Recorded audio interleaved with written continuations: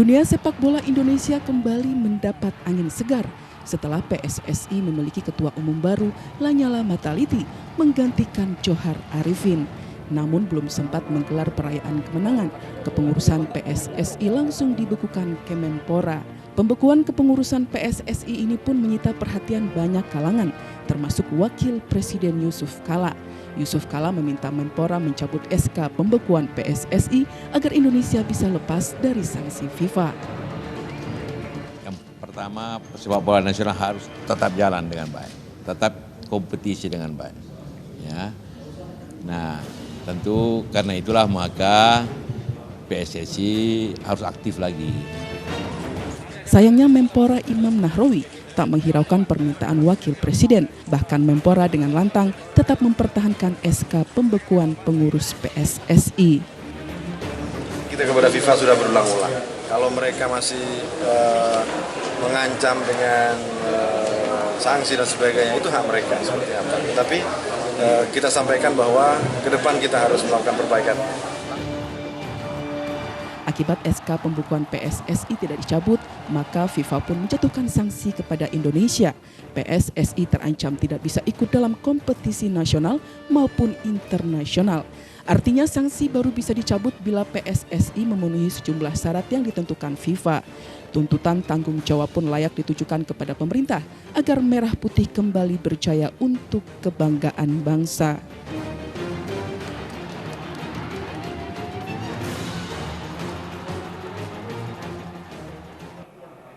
Ini yang kita bahas di segmen sekarang sampai akhir nanti. Malam hari ini kita 1,5 jam bersama-sama di Talk to iNews dan Anda boleh berikan komentar lewat iNewsTVmobile.com soal kondisi PSSI pasca sanksi dari FIFA.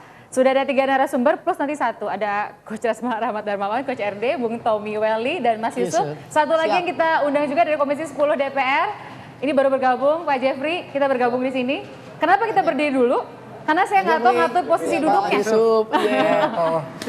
Apa kabar Pak? Yang mengatur posisi duduk biarin coach aja, silakan coach. Oh gitu ya? Iya, ada 4 kursi silakan diatur. 4 kursi, kita mulai dari pemain depan deh. Oke. Yang paling kecil. Siap, Pak Yusuf, silakan. Bang Tuel midfield. Oh gitu. Ya, ikutnya. Ikut. Defender. Saya pemain belakang. Oke. Oh, defender atau Bapak manajer kan? Oh, manajer. Yang manajer di sini? Manajer di sini. depan pojok. Ini adalah komposisinya, 4 orang yang kita ajak bicara soal apa yang rame diributin gitu ya. Saya mau naik ke Mas Yusuf dulu. Ini masih akan sampai mana ujungnya dari sikap pemerintah? Jadi saya rasa ini tampaknya kita sudah berulang kali, kesekian kali diskusi cukup memberikan satu informasi kepada publik mengenai langkah maupun sikap yang sudah diambil pemerintah pasca adanya sanksi atau skorsing dari FIFA. Begitu juga pemerintah sudah secara tegas ketika bersikap sebelum adanya sanksi FIFA melalui tindakan administrasi sesuai dengan kewenangan yang dilakukan oleh pemerintah. Dalam hal ini memberikan sanksi administrasi kepada PSSI berupa kegiatan keolahragaan tidak diakui. Hal ini sesungguhnya kita perlu luruskan kepada publik bahwa adanya langkah pemerintah yang diambil semata-mata bukan merupakan satu tindakan kesewenang-wenangan, tindakan arogansi, tetapi adalah wujud tindakan, wujud kewenangan yang memang menjadi satu hak atributif dari Menteri selaku penanggung jawab sistem keolahragaan nasional. Tampaknya kita melihat pemerintah bahwa di dalam tataran persepak bolaan khususnya ini PSSI sebagai induk organisasi cabang olahraga, paling tidak pemerintah sangat berharap ke depan pengelolaan PSSI selaku induk sesuai dengan ketentuan pasal 90 sebagai induk adalah misalnya kepengurusan yang kompeten, tata sistem administrasi yang jelas, akuntabilitas maupun transparansi.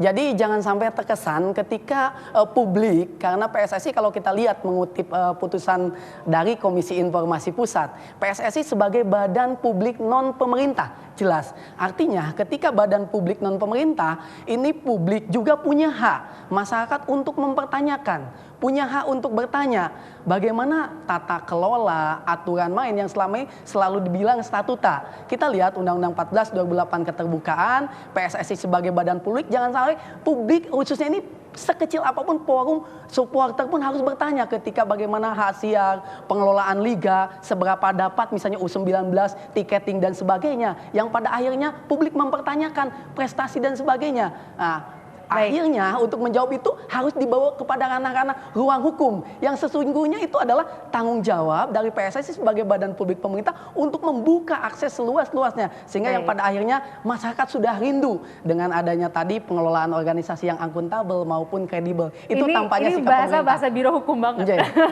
Harus begitu memang jawabannya Mas itu sebagai biro hukum Kemenpora. Relatif normatif juga ya, kita sudah mendengarkan pernyataan yang kurang lebih cetakannya sama. Siapapun yang bicara di Kemenpora bahasanya begitu. Saya ke Bung Toel dulu. Itu kan pemerintah mengatakan tidak ada kesewenang-wenangan. Iya, saya setuju sama Mbak Tina. Itu bahasa pemerintah, birokrat, tata kelola. Sama lah cetakannya gitu kan, tata kelola sepak bola Indonesia yang lebih baik, bla bla bla bla. Yang saya mau ingatkan adalah ketika pembekuan itu dilakukan Menpora dan sampai sanksi FIFA turun terhadap Indonesia, kerusakannya itu sudah menjadi parah dan luas. Ada sanksi atau tidak sanksi, sebetulnya kerusakan sepak bolanya parah. Dari segi aspek sepak bola maupun dari segi aspek sosial. Katakanlah kita saat ini, Mas Yusuf mewakili Kemenpora, mewakili pemerintah.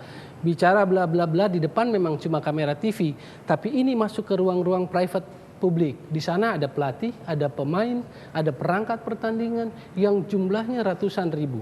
Yang sekarang pekerjaannya terampas karena sepak bola juga adalah lapangan pekerjaan. Lalu penghasilannya menjadi terhenti, istrinya terganggu, anak-anaknya terganggu, masa depannya terganggu. Dan ketika pemerintah menjawab bahwa kami atau saya akan bertanggung jawab dalam hal ini Menpora ketika sanksi FIFA jatuh, apakah ucapan tadi yang normatif tadi cukup menghapus semua masalah itu? Jangan-jangan satu-satunya negara di dunia yang gembira menghadapi sanksi dan juga ketika lapangan pekerjaan lewat sepak bola hilang adalah lewat kita. Kan tapi kalau dianggap sebagai ini adalah peluang, jadi blessing in disguise, biarinlah ada sanksi sebuah malapetaka katakanlah, tapi pasti ada berkahnya, kan katanya gitu. Iya, memang kita secara spiritual harus tetap seperti itu. Mbak Tina juga adalah saksi hidup menjadi presenter yang mengulas ini 2 tahun lalu atau 3 tahun lalu, 2011-2012. Kan sewaktu unifikasi itu terjadi, kita mulai dari kilometer 6 ketika KLB unifikasi 2013 mulai dilakukan. Kita mulai dari kilometer 6 bagaimana menata persepakbolaan. Lalu tiba-tiba tadi kan ini Mas Yusuf sebagai wakil pemerintah, kita ingin organisasi PSSI itu kompeten, apalagi transparan dan sebagainya. Kita coba lakukan kok. Jadi apa yang diungkapkan ini kan sebetulnya adalah opini-opini negatif yang menurut saya hanya membuat publik jadi negatif terhadap PSSI. Lalu menjadi sebuah stigma, generalisasi terhadap PSSI. Padahal PSSI itu ada periode-periode. Oke, tadi Coach ini yang penting ya dari kalimatnya Mas Yusuf itu menurut saya adalah kita rindu prestasi. Nah Coach ini juga yang membuat kita berpikir ada benernya juga ya. Kita kalau mengukur prestasi itu apakah misalnya cukup sekadar melihat sampai semifinal, sampai final. Kalau menurut Coach fair nggak kalau publik misalnya merasa sebelum juara pokoknya belum prestasi. Fair nggak kalau publik melihatnya gitu? Ya, yang pasti kita harus ingat bahwa tujuan dari olahraga sepak bola ini adalah juga tidak hanya semata prestasi, ada nilai esensial yang lebih dari sekedar prestasi, yaitu tentu bagaimana kita menciptakan satu sikap dan jiwa yang sportif di antara semua pesepak bola dan juga tidak hanya peserta sepak bola tapi pengurusnya juga demikian. Sekarang begini, kalau kita semua patokannya hanya pada prestasi, bayangkan ada satu klub di Liga Inggris yang umurnya sudah ratusan tahun sampai hari ini dia belum pernah juara, tapi dia tidak pernah berputus asa, dia tidak pernah membubarkan timnya, dia tetap eksis dan dia terus mengejar. Kenapa? Karena ada nilai esensi yang lebih dari sekedar dia untuk mencapai juara, untuk dia selalu ada di sepak bola itu. Dan juga ada 250 negara anggota FIFA. Semuanya pengen nomor 1. Pengen mereka dapat nomor 1. Tapi tidak semua dapat nomor 1. Tapi mereka tidak bubar, mereka tidak dibekukan. Mereka jalan.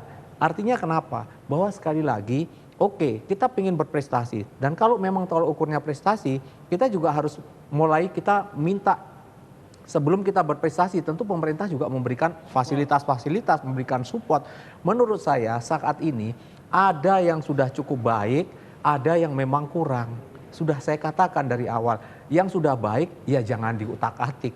Yang kurang ya itu dikuatkan. Contoh, dari awal saya sering mengatakan, sampai detik ini mengenai infrastruktur yang seperti kita idam-idamkan, seperti mungkin negara sebelah kita lah yang jauh secara ekonomi di bawah kita, Myanmar, Vietnam, mereka jauh lebih bagus dibandingkan negara kita. Tapi kita tidak melakukan itu. Ini dari satu sisi. Kemudian yang kedua, sekarang penambahan jumlah pelatih-pelatih yang cukup punya kualitas bagus untuk dia melatih, untuk melengkapi sekolah sepak bola yang jumlahnya ribuan di Indonesia. Apakah ini dilakukan? Ini tidak. Saya pengen tahu di Myanmar tuh lebih bagus, misalnya contohnya apanya? Oke, kita kemarin Napitiau pergi ke sana, itu mereka punya fasilitas lapangan latihan, stadion 2 yang luar biasa megah dan diimbangi dengan fasilitas lapangan latihan yang semuanya tuh kualitas. Indonesia paling bagus apa saat ini menurut Coach? Oke, kita stadion ada, cukup punya kualitas, tapi lapangan latihan kita tidak punya. Bahkan ketika kemarin ada tim dari Asia yang datang ke sini, Korea tepatnya, dia minta lapangan latihan, dia mengeluhkan lapangan di Indonesia, itu hanya satu tim, yang lain juga sama. Nah ini masalah yang saya katakan, ada hal yang juga kita harus introspeksi diri, tidak hanya menyalahkan semata kepada hal-hal yang menurut saya sudah mulai jalan bagus. Tadi dikatakan, kita kompetisi ini baru ideal, baru mau napas lega itu 2 tahun terakhir. Setelah kemarin jujur ada bencana dengan dualisme organisasi, dualisme kompetisi di Indonesia. Sekarang baru sudah 2 tahun gitu ya? baru mau beranjak bagus. Oke, terlepas itu ada beberapa klub-klub yang kekurangan dalam manajemennya kurang bagus, mungkin sisi keuangannya perlu ditata kelola yang lebih ideal lagi lah. Ini sudah dihantam seperti ini lagi. Saya bisa bayangkan ini nggak tahu bagaimana. Saya tahu pasti Pak Jeffrey punya suara juga dan harus bersuara ya. Ini juga kan urusan teman-teman di parlemen juga punya dukungan. Banyak sisi memang yang kita belum tahu juga ya. Saya ingin tahu per hari ini gimana kondisi para pemain kita bertebaran di mana saja. Udah main tarkam di mana aja gitu. Itu kan sedih juga ya. Kita ketawa tapi sebenarnya ketawa miris ini. Kita lanjutkan dan kita tunggu komentar Anda juga di anyustvmobile.com dan saya akan bacakan komentar-komentar Anda dan termasuk pertanyaan. Kalau punya pertanyaan untuk Bung Toel, untuk Mas Yusuf, untuk Pak Jeffrey dan untuk Coach RD, kita tunggu. Sesaat lagi ya.